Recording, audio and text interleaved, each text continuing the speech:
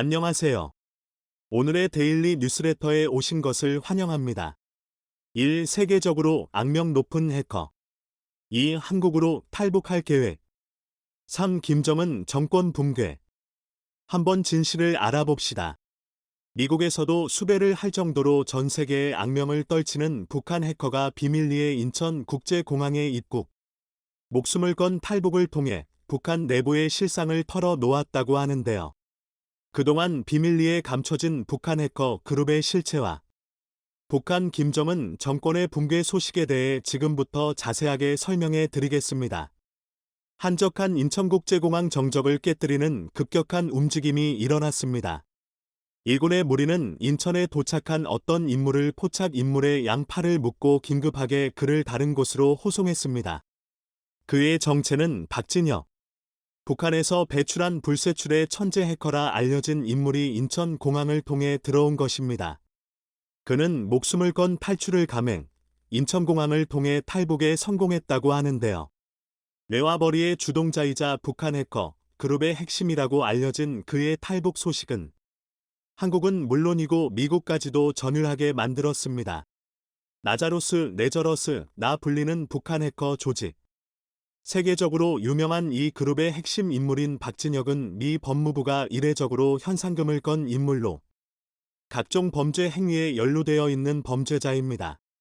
가장 유명한 사건은 2014년에 일어났던 소니 픽처스 해킹 사건이죠. 소니 픽처스 엔터테인먼트 회사 관계자의 전자 메일은 물론 민감한 직원 개인정보와 미공개 영화 정보 등 주요 핵심 자료가 북한 해커의 공격에 의해 탈취된 일인데요. 평화의 수호자, 가어디언즈 오브 피스, 나는 이름을 자칭한 이들 해커 그룹은 김정은 암살을 그린 디 인터뷰를 지원한 소니 픽처스의 앙심을 품고 회사 고위 관계자들을 대상으로 사이버 범죄 행위를 저지른 것입니다.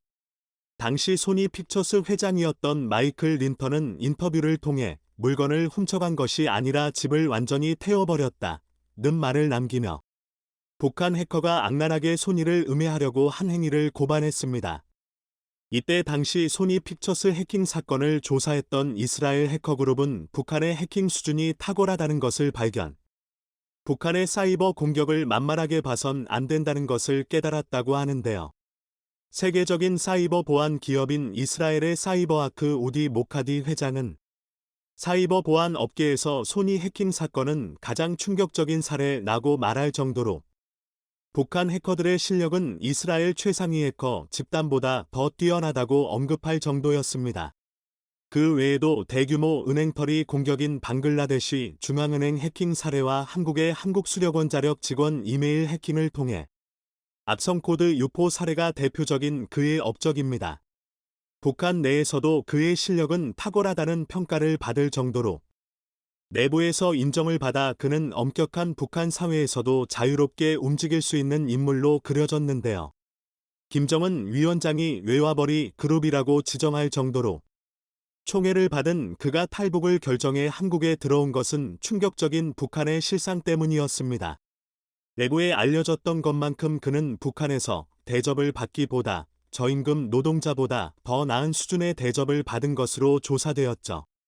그 역시 북한 최고위층을 위해 일하는 일꾼일 뿐 엄격한 감시와 통제에서 벗어난 이가 아니었던 것입니다. 북한이 집중 육성한 해커로서 그의 실력은 대내외적으로 잘 알려져 있지만 그에게는 족쇄가 채워져 있었습니다. 북한의 대외 업무를 담당하는 정찰총국 소속 인원으로 주로 중국과 러시아 일대를 옮겨 다니며 해킹 작업을 했습니다. 그런 그가 탈출할 수 있었던 것은 중국 선양에 위치한 북한의 위장 조직에서 감시가 소홀해진 틈을 타 달아난 덕분이라고 하는데요. 북한에서 그에게 용돈식으로 지급해준 외화를 잘 보관해 브로커와 접선, 중국을 빠져나갈 수 있었다고 하죠. 처음부터 그는 북한의 일개 해커로 남을 생각이 없었던 것이죠. 그는 자유를 그리워했습니다.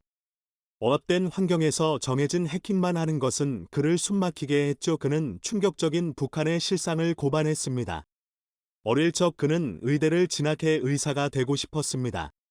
수학과 과학에서 뛰어난 성적을 보인 그는 그 꿈을 이룰 수 없게 되었습니다. 그의 뛰어난 성적을 본 교사가 그를 강제로 컴퓨터 공학 전공을 하게 만들면서 인생이 바뀌게 되었죠. 영재 육성 프로그램으로 알려진 북한의 해커 양섬은 일찍부터 시작됩니다. 북한은 그를 처음부터 해커로 키우기 위해 점찍은 것이죠.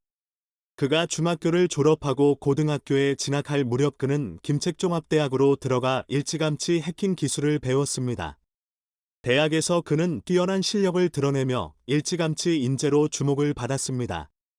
포르투갈에서 열린 국제 해킹 대회에서 김책종합대학의 이름으로 우승을 거둔 것도 박진혁의 도움이 있었기 때문에 가능한 일. 그는 어린 나이에 북한 핵심 조직인 나자로스에 들어가 전문적인 해킹을 하면서 불법적인 일을 자행했죠. 내부에 알려진 그의 업적 외에도 그가 침투한 조직은 다양했습니다. 미 국방부 내부 직원을 포섭한 북한은 정보망에 접속. 박진혁은 랜섬웨어를 이용해 돈을 얻어내거나 중요 정보망에서 탈취한 정보를 이용해 돈을 받는 일을 반복했습니다. 처음에는 조국을 위한 봉사라고 생각했지만 이내 그 생각을 버릴 수밖에 없었다고 합니다. 북한 정찰총국 밑에서 일을 하는 그는 인간 이하의 대접을 받으며 할당량을 채우기 위해 반복된 삶을 살았다고 하는데요. 추적을 피하기 위해 일정한 팀 단위로 움직이며 중국과 러시아 등 위장 업체를 수시로 오가며 해킹을 해야 했다고 하는데요. 해킹 할당량을 제대로 마치지 못하면 먹을 것도 주지 않는 등 가혹한 환경에서 끊임없이 일을 해야 했다고 합니다. 잠도 제대로 자지 못하고 소위 말하는 책임자의 손에 이끌려 중국과 러시아, 북한을 이리저리 오가는 떠돌이 생활을 해야 했죠. 탈출하거나 할당량을 맞추지 못한 북한 해커들에게 무자비한 폭력이 가해지는 것 역시 실시간으로 목격했다고 합니다. 그리고 이 돈은 북한으로 흘러 들어가는 것이 아니라 김정은 위원장의 스위스 계좌와 비밀 계좌로 들어가는 것을 본 그는 해킹으로 번 돈이 개인의 이익을 위해 이용되는 것을 보고 깊은 절망에 빠졌다고 합니다. 문제는 그에게는 힘이 없었다는 것이죠. 북한 담당자는 심지어 마약을 해커들에게 권하기까지 했다고 합니다. 늦은 시간까지 해킹을 해야 하는 이들에게 각성을 위해 마약을 권하며 이들에게 보상책으로 건넨 것이 바로 마약이었죠. 서로 간의 실적 비교도 일상적이었다고 합니다. 해킹을 통해 얻은 수익이 다른 팀에 비해 떨어질 경우 목표 실적을 맞추기 위해 초과 업무를 강요하는 일도 빈번했다고 하죠. 팀 내에서도 해커들끼리 경쟁이 심해 탈주하거나 도망치려는 낌새를 보일 경우 담당자에게 고발하거나 내부 폭행을 자행하는 경우가 많았다고 합니다. 지옥이라고 할 수 있을 정도의 환경을 고스란히 버텨야 했죠. 그리고 현재 미국이나 한국에서 파악하고 있는 해커 그룹은 빙산의 일각이라는 증언을 하게 됩니다. 자신은 겉으로 드러난 빙산의 일부일 뿐 실제 그 규모나 해킹 범위는 전 세계에 걸쳐 있다고 증언한 것이죠. 자신이 알고 있는 팀들만 얼추 계산해봤을 때 중국 파견이 10팀 이상이라고 말하며 점 조직으로 운영되는 북한 해커 조직 특성상 전체 규모를 알기 힘드나 3,000명이 넘는 인원이 해킹에만 동원될 것이라고 얘기했죠. 또한 그는 놀라운 소식을 전했는데요. 바로 활발했던 해킹 조직에서 내분이 발생. 암호화폐를 비롯한 자산 해킹을 통해 얻은 수익이 중간에서 증발하면서 김정은 정부에게 큰 위기가 닥쳐왔다고 말한 것이죠. 김정은 정부가 지금까지 당당하게 행동할 수 있었던 것은 핵뿐만 아니라 그가 비밀리에 운영하고 있던 해커 조직 덕분이었습니다. 북한 외부 활동을 통해 벌어들인 외화가 그를 지탱하고 있었죠. 그런데 북한 해커 조직을 눈치챈 미국과 유럽 국가에서 대규모 제재와 더불어 보안 체계를 강화하면서 외화 벌이가 신통치 않았다고 합니다. 이유는 최근 북한과 관련 있는 인물 8명과 기관 4곳을 대북 제재 명단에 추가하는 조치를 단행하면서 불법 무기 프로그램을 비롯 자금과 물자가 북한으로 흘러 들어가는 것을 막기 위해 조치를 취했다고 밝혔는데요. 미국 역시 비슷한 조치에 들어가며 북한 해커 조직 색출의 비용을 아끼지 않겠다고 발표하면서 제재 수위를 높이고 있는 상황. 실제로 여러 사전 조치 때문에 북한이 그동안 시도했던 해킹 방법이 실패로 번번이 끝나자 새로운 형태의 전략을 현재 도입, 북한은 기관이 아닌 개인을 노리는 형태로 전략을 바꿨다고 합니다. 은행이나 주요 관공서의 비밀을 터는 것을 목적으로 활동했던 이들이 상대적으로 보안에 취약한 개인이나 소규모 업체를 대상으로 랜섬웨어 공격을 시도하면서 피해자를 협박, 이를 이용해 돈을 뜯어냈습니다. 기존에 보인 북한의 행동 패턴과 다른 모습을 보인 것을 확인할 수 있는데요. 박진혁은 김정은의 자금줄이 막히고 게다가 내부에서 돈을 들고 탈주한 인원들이 속출하면서 경제적으로 북한은 무너지고 있다는 것을 증언한 거죠. 최악의 경우 북한은 자금줄이 막혀 망할 수도 있다고 그는 전망했습니다. 자유를 찾아 한국에 온 그는 자신이 저지른 짓을 모두 고백 증언 덕분에 비밀에 감춰진 북한의 민낯이 그대로 드러나게 된 상황. 이제까지 비밀리에 돈을 벌면서 당당한 척했던 북한은 중요한 내부 인원까지 탈출하면서 무너지고 있는데요. 극단적일 정도로 방어에 치중한 이스라엘 메르카바. 과연 대한민국의 안보 상황에서도 필요한 전차일까요? 확실한 건 메르카바에도 단점은 있다는 것입니다. 무기 체계는 화력, 기동력, 방어력 등 다양한 성능에서 팔각형을 그릴 때 가장 이상적인데요. 극단적으로 방어력에 치중한 메르카바는 다른 부분에서 그만큼 희생할 수밖에 없었습니다. 그럼에도 불구하고 메르카바의 설계 사상은 좋든 싫든 대한민국이 배워나갈 수밖에 없는데요. 이스라엘과 대한민국의 상관관계에 대해 확실히 알아보겠습니다. 메르카바의 가장 큰 단점은 편의성입니다. 이는 무기 체계에서 상당히 중요한 부분인데요. 단적인 예로 메르카바에는 그 흔한 자동장전 장치조차 없습니다. 이로 인해 K2 흑표가 3명으로도 운용이 가능한 반면 메르카바는 탄약수까지 4명이 필요한데요. 그나마 메르카바 MK3부터는 반자동 장전장치를 탑재하면서 탄종이 자동으로 골라졌지만 그 이전 세대만 하더라도 탄약수가 탄의 종류까지 직접 골라 장전해야 했습니다. 물론 그렇다고 해서 현대 전차에 자동장전 장치가 필수라는 말은 아닌데요. 대표적으로 미국의 M1 에이브람스도 여전히 수동장전 장치를 고집하고 있습니다. 하지만 자동장전 장치의 유무는 전투 지속력 측면에서 상당히 중요합니다. 일례로 에이브람스의 경우 숙련된 병사를 기준으로 7초 한 발 재장전이 가능합니다. 이는 분당 8-9발에 해당하는데요. 하지만 이는 어디까지나 전차 교범 기준이고 숙련도에 따라 장전 속도도 천차만별입니다. 더군다나 전투가 길어질수록 탄약수의 전투 피로도가 급증할 수밖에 없습니다. 반면 K2의 경우 자동장전 장치를 탑재하면서 분당 최대 10발 이상의 장전이 가능하며 기계인 만큼 지칠 일도 없습니다. 또 중량도 문제인데요.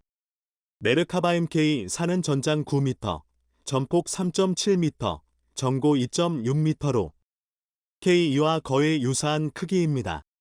그런데도 K2의 전투 중량이 56톤에 불과한 데 비해 메르카바 MK4의 중량은 무려 65톤에 달합니다. 이 정도면 영국의 챌린저 1을 제외하면 주력 전차 중에서도 가장 무거운 축에 속하는데요. 이 때문에 메르카바 MK4에 이르러서야 K2와 마찬가지로 1500마력의 엔진을 탑재하면서 시속 67km가 가능해졌습니다. K2가 시속 70km는 너끈히 돌파하는 걸 생각하면 상당히 느린 속도인데요. 또 방어력을 높이기 위해 엔진을 차체 전면에 배치하면서 조종수의 위치가 굉장히 후방으로 빠졌고 이로 인해 메르카바 MK4는 조종이 어려운 것으로 악명이 높습니다. 사실 메르카바에 특이할 정도로 심한 방어력 집착과 대전차 미사일, 박격포까지 탑재한 무장은 시가전이 잦은 이스라엘군의 전장 환경을 반영한 것입니다. 그러니 기동력이나 편의성을 희생하더라도 괜찮았던 건데요. 쉽게 말해 이스라엘의 전장 환경에 맞춘 선택과 집중이었던 것입니다. 이를 증명하듯 방산 시장에서 10위권에 머무르는 이스라엘이지만 메르카바 수출 사례는 거의 없습니다. 지나칠 정도로 이스라엘의 특수한 환경에만 목적을 맞춘 전차이기 때문인데요. 하지만 이스라엘은 수출보다 더 중요한 것을 깨달았습니다. 바로 승무원의 생존입니다. 이스라엘은 전차보다 의적 자원이 더 가치 있다고 판단한 것입니다. 그도 그럴 게 이스라엘의 넓이는 고작 22,145 스퀘어 킬로미터에 불과한데요. 전라도와 거의 엇비슷한 크기입니다. 또 2021년 기준 인구수는 936만 명을 조금 넘는데요.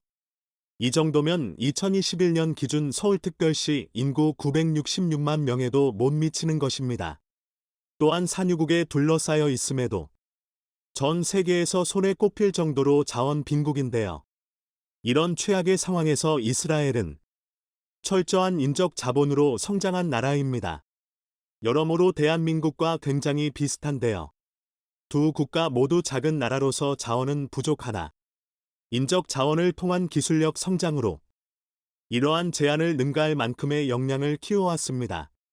대한민국이나 이스라엘이나 사람이 자산입니다. 그래서 전장에 나가는 군인의 생명을 보호하는 것을 교리상 가장 앞에 둘 수밖에 없는 것입니다.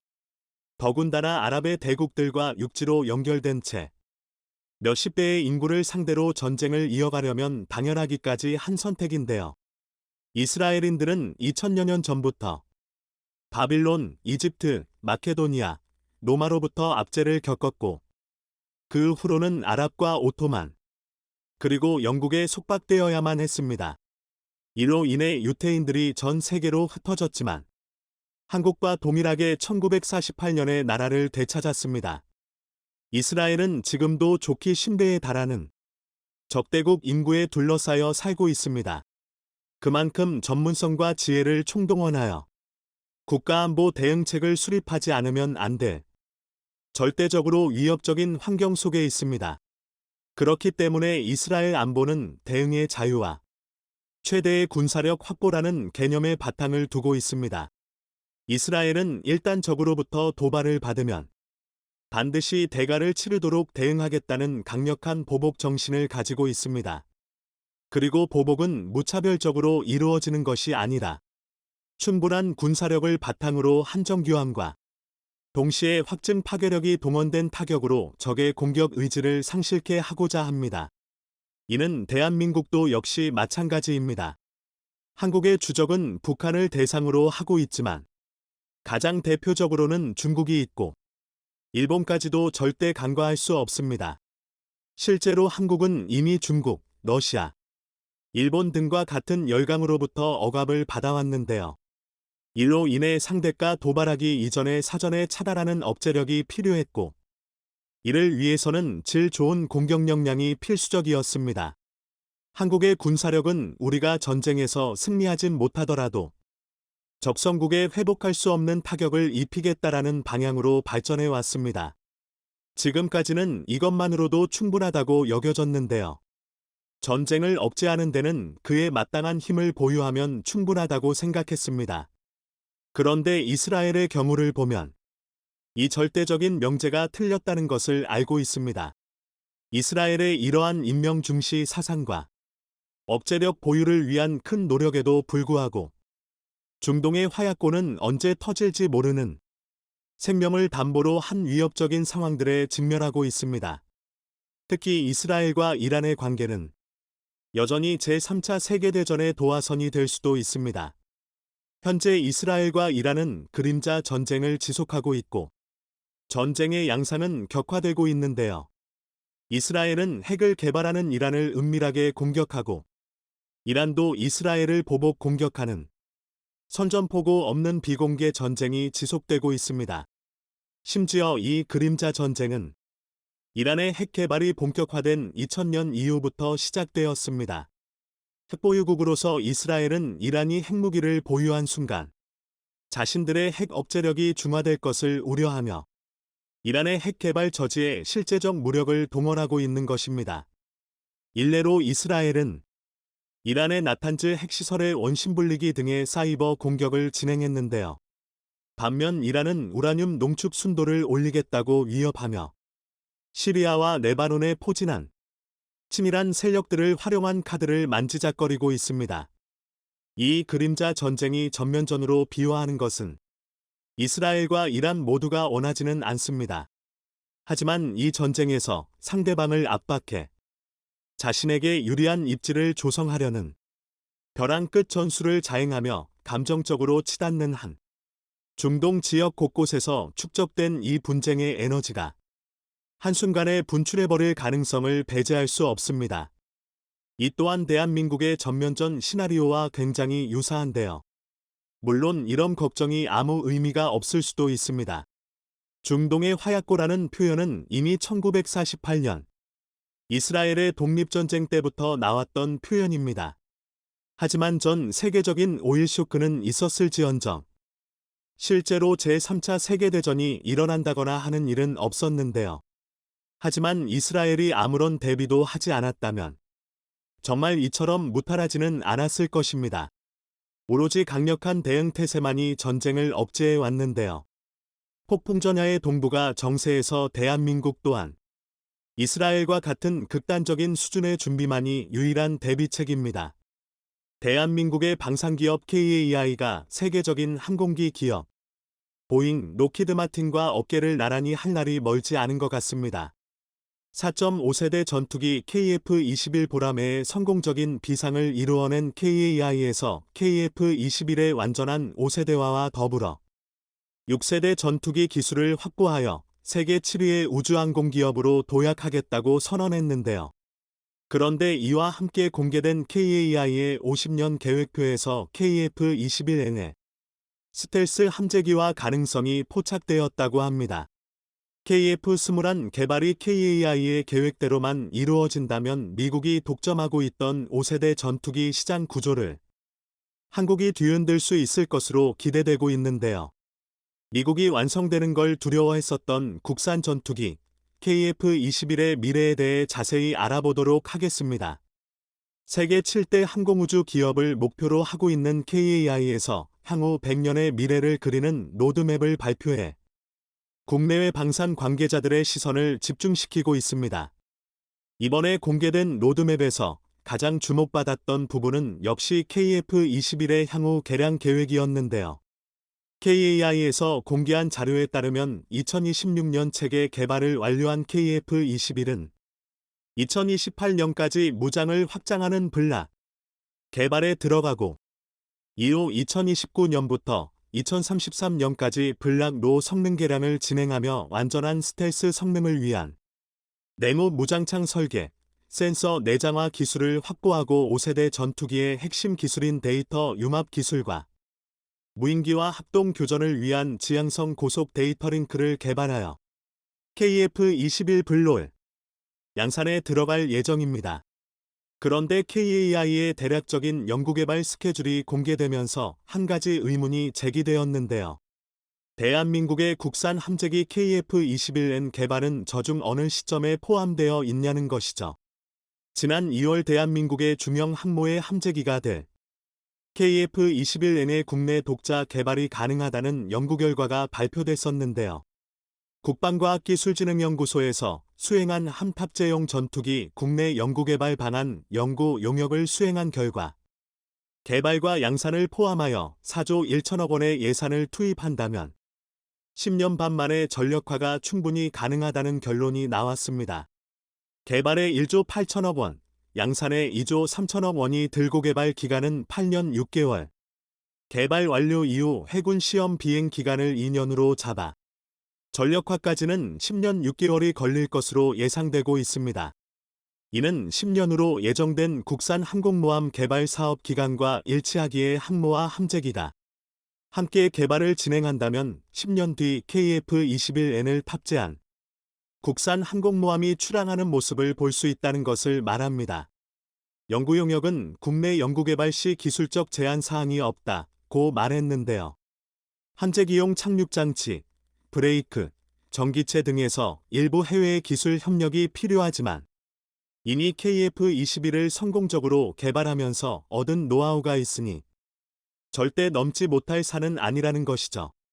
그런데 KF-21N이 4.5세대 전투기에 머물러 있을 것인지 아니면 완전한 5세대 전투기가 될 수 있을 것인지에 대해서는 확실하게 나온 정보가 없었는데요. 이번 KAI에서 공개한 KF-21의 로드맵 덕분에 대략적인 윤곽이 드러나게 되었습니다. 앞서 계획대로 개발이 진행된다면 KF-21 블락 3의 개발이 완료되는 시점은 2032에서 2033년쯤이 될 텐데요. 여기서 블록 3의 주요 개발 사항 중 무인기와 합동교전을 위한 지향성 고속 데이터 링크가 포함되어 있었다는 사실을 주목해야 합니다. 무인기와의 합동교전 능력은 KF-21N이 필수적으로 갖추어야 할 기술로 여겨지고 있었고, 개발 과정에서 포함될 예정이었습니다. 지상 레이더기지 지원을 받을 수 있는 KF-21과 달리 본토와 떨어진 해상에서 중국의 막대한 항공 전력과 교전해야 하는 KF-21N은 반드시 유무인 복합전투 MUMT 능력을 갖출 필요가 있습니다.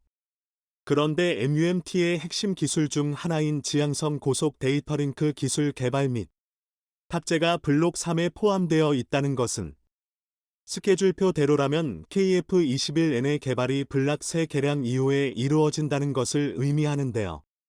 11. 그렇다면 KF-21N 역시 완전한 5세대 전투기가 될 블록 3의 사양으로 개발된다고 보는 것이 타당하겠죠. KAI의 로드맵이 정확하다면 KF-21N은 내부 무장창과 내장형 안테나가 포함된 온전한 스텔스 성능을 갖춘 5세대 함재기로 탄생하게 될 것으로 예상되고 있습니다. 그런데 KAI의 야심찬 계획이 현실화된다면 가장 난감한 곳은 바로 미국인데요. 지금도 미국이 5세대 전투기 시장을 거의 독점하고 있는 데다가 5세대 함재기 부분에서는 미국의 F-35B를 대체할 수 있는 전투기가 아예 없는 상황입니다. 하지만 4.5세대에 그칠 것으로 예상되었던 KF-21N이 블록 3에 기반하여 제작되어 5세대 스텔스 함재기가 되어버린다면 우습게 보던 한국에서 F-35B의 강력한 경쟁자가 탄생하게 돼버리는 것인데요. 게다가 중형 항모에서 운용할 경우 KF-21N이 오히려 F-35B보다 많은 이점을 가지고 있습니다. F-35B는 리프트팬을 장착해 경항모에서 운용할 수 있도록 수직이 착륙이 가능하지만 리프트팬이 동체에서 많은 공간을 차지해 무장 탑재력이 F-35A에 비해 20%나 줄어들게 되었습니다. 게다가 F-35B는 공대함 능력을 갖추지 못해 항모의 공격력을 떨어뜨린다는 지적도 받아왔었습니다. 반면 KF-21N은 F-35B를 월등히 능가하는 무장을 갖추게 될 예정인데요. 우리 연구진들이 개발하고 있는 KF-21의 국산 독침 무기들의 실체가 서서히 드러나고 있습니다. 현재 전투기와 무장을 한 세트로 수입는 국가는 미국이 유일했지만 그 자리를 마의 속도로 성장하고 있는 한국이 위협하고 나섰는데요. 과거 KF-21의 무장 선정 과정에서 미국이 KF-21에 탑재될 국산 AESA 레이더와 미국의 공대공 미사일 AIM-120 AMRAAM 인티 통합을 거부하면서 한국은 상당히 골머리를 썩어야 했었습니다. 이는 명백히 미국의 방산 영향력에서 벗어나려는 한국에 대한 미국의 경고였는데요. 그러나 KF-21이 보여준 가능성에 오히려 유럽 방산 기업들이 접근해오기 시작했었습니다. 범유럽 미사일 제조 기업인 MBDA에서 KF-21의 새로운 공대공 미사일로 미티어 미사일을 제안해 온 것이었죠. 현존하는 비가시거리 공대공 미사일 BVRAAM 중 최강이라 평가받고 있는 미티어 미사일은 덕티드 램제트 기술을 탑재하여 400km에 달하는 사거리에 일반적인 고체 추진 미사일의 3배가 넘는 마하4의 속도를 자랑합니다. 여기에 미국의 단거리 공대공 미사일 AIM-9 사이드와인더 대신 독일에서 제안한 더 뛰어난 성능의 IRIS-T 미사일을 채택하면서 전부 유럽제 미사일로 교체하게 되었습니다. 유럽 방산 기업들이 먼저 한국에 손을 내미는 예상치 못한 사태에 당황한 미국에서도 미사일 인티를 허가해주면서 KF-21은 한국, 미국, 영국, 독일의 무장이 모두 탑재 가능하다는 세계 방산사를 뒤져보아도 유례없는 무장 옵션을 갖춘 전투기가 되었습니다. 세계 최고의 공대공 미사일들만 골라 쓸 수 있게 된 KF-21이지만 공중뿐만 아니라 지상과 바다 역시 완벽하게 제압하는 전천후 멀티롤 전투기를 목표로 하고 있기에 국산 독침 무기 개발도 진행하고 있었는데요.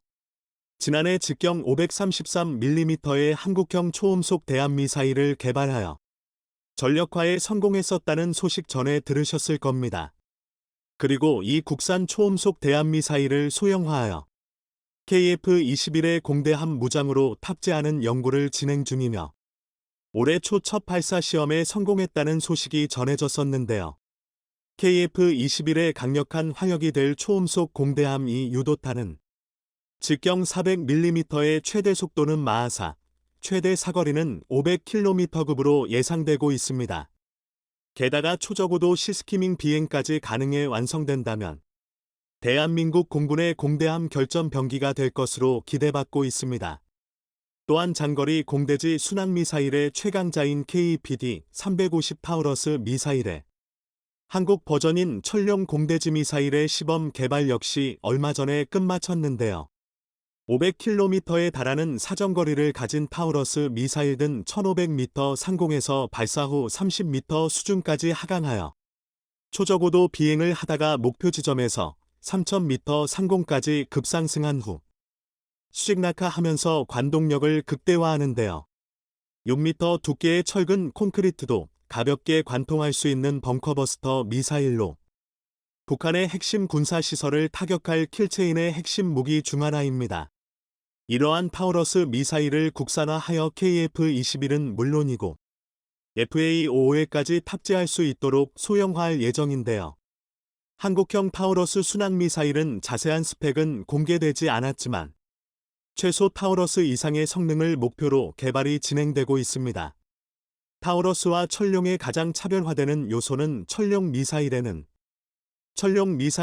스텔스 설계와 스텔스 도료가 적용된다는 것입니다. 그렇지 않아도 초저고도로 비행하는 미사일은 탐지하기 어려운데 스텔스 기술까지 적용된다면 절대 막을 수 없는 KF-21의 독침 무기가 될 것으로 기대받고 있는데요. 그런데 한국에서 한국형 타우러스 미사일을 개발하게 된 배경에도 미국의 갑질이 있었습니다. 과거 대한민국 공군에서는 미국의 스텔스 순항미사일 JASSM을 도입할 계획을 세웠었지만 F-15K와의 무장 동합 문제와 함께 미국에서 판매를 거부하면서 결국 유럽의 타우러스 미사일을 도입해야 했었습니다. 정확한 이유는 밝혀지지 않았지만 당시 주변국인 중국과 일본의 반발로 인해 수출을 거부했던 것으로 추정되고 있습니다. 그리고 이렇게 타우러스를 도입하면서 2차 사업으로 기술 이전을 받아 한국형 타우러스 천룡 공대지 미사일의 개발이 시작되었습니다. 2021년 탐색 개발을 마친 천룡 미사일은 본격적인 체계 개발에 들어가 2028년 개발이 완료될 예정으로 향후 양산될 KF-21 블락 3화 KF-21에는 아시아 최강급의 순항미사일이 탑재될 예정입니다. 오랫동안 미국은 한국 방산을 자신들의 통제하에 두려고 수많은 갑질을 저질러 왔었습니다. 선진국 중에서 한국만큼 방산 지출 비율이 높은 국가도 없었기에 미국의 입장에서는 절대 놓칠 수 없는 시장이었기 때문이죠. 하지만 누르면 누를수록 더 튀어오르려고 하는 용수철 같은 한국은 미국이 주지 않으려던 기술까지 우리 손으로 만들어내며 독보적이었던 미국 방산의 자리를 위협하고 있습니다. 미국의 터스에도 자주국방을 이루어낼 수 있도록 피땀을 흘려온 방산 역군들에게 박수를 보내며 국산 미사일을 달고 5세대 전투기로 완성된 KF-21이 날아오를 날을 고대해봅니다.